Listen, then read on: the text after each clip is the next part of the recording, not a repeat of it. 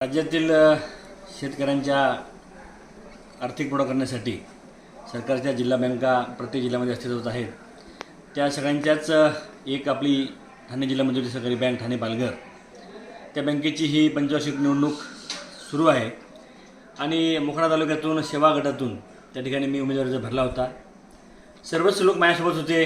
काही गैरसमजातून एक अर्ज आला होता, तर तो सुद्धा अर्ज आज त्यांनी मागे घेतला. त्यांचं मी आभार व्यक्त केलेले आहेत. लोकांना न्याय देण्यासाठी आणि त्यांच्या अडीअडचणीमध्ये ज्यांना कृषी पतपुरवठा करण्यासाठी आपण या बँकेवर जाण्याचं मी ठरवलं.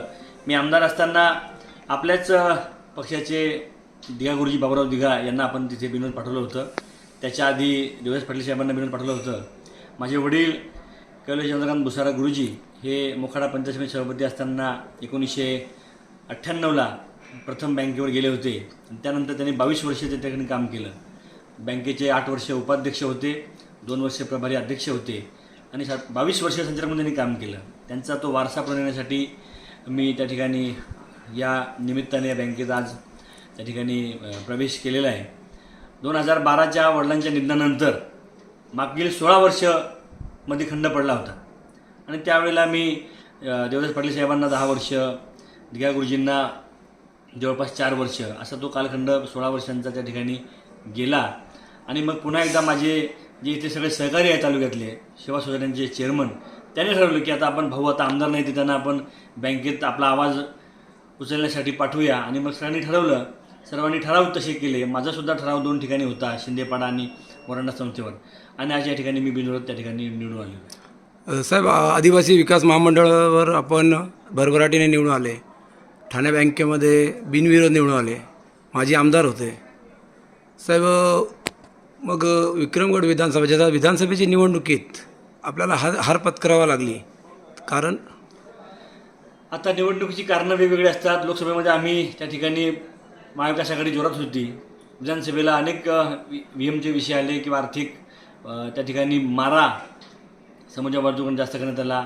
आमचं काम आम्ही लोकांना सांगायला कमी पडलो असं म्हटलं जावं ठरवू नये.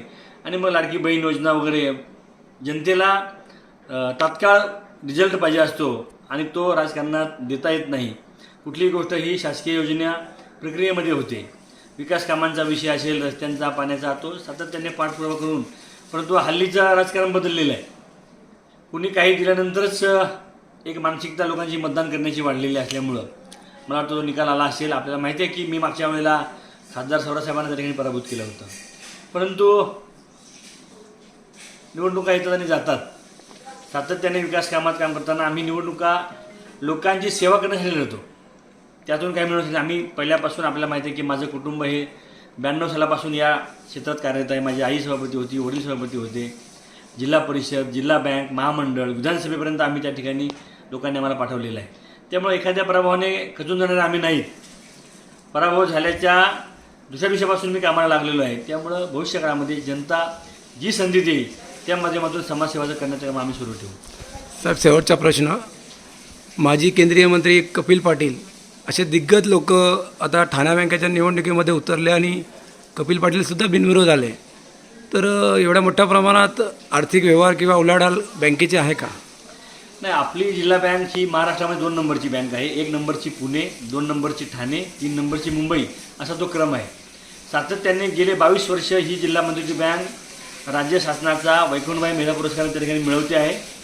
अतिशय होतकरू आणि अतिशय कार्यदक्ष अशा स्टाफ या बँकेचा आहे. 10,000 कोटीची प्रचंड उलाढाल या बँकेची आहे. वर्षाला 118 कोटी रुपये नफा ही बँक त्या ठिकाणी मिळवते.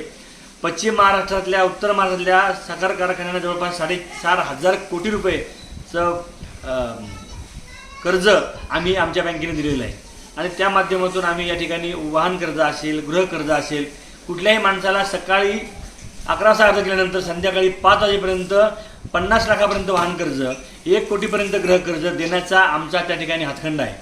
मला अभिमानाने सांगावं असं वाटतं की या राज्यामध्ये तात्काळ कर्ज उपलब्ध करून देणारी आणि अतिशय कमी वेळेमध्ये, कमी कागदपत्रांमध्ये लोकांना सेवा देणारी आमची ठाणे जिल्हा मध्यवर्ती सहकारी बँक आहे, असं म्हटलं तर वावगं ठरवून.